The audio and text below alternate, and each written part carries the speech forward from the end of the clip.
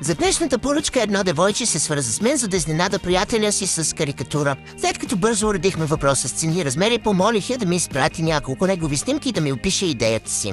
Идеята на девойката беше следната. Момчето е любител на коне и тя иска той да язди черен кон, който кон се е изправил леко на задните си крака и предните са във въздуха. Направих този вариант и тя тогава ми каза, че всъщност иска той да бъде облечен в народна носия.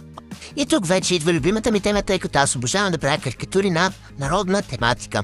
За да запазим неговия характер и стил, добавихме и шапка към носията. Традиционна мъжка народна носия, по-конкретно типа, който често се нарича чепинска, шопска или родопска, зависи от региона, в който се намира. Основните елементи, които виждаме, са бяла риза, елек, ояс, потури и набуща. След като вече имаме всичко налично, време е да наредим цялата картина. Отварям приложението, за което винаги ме питате, а това е Pixar. А това, което виждате да скролвам, са над 5000 илюстрации, създадени в последните 2 години, за да мога да ги използвам в различни конфигурации, в зависимост от тематиката на карикатурата.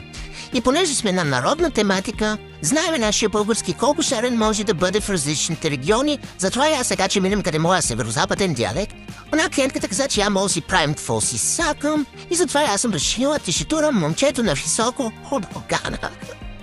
Тук намествам дъската и сеното, къде съм турала за по-уютно, дирим едно парче тараба, да завършиме тарабата и да затвориме тук, да не сме разграден двор.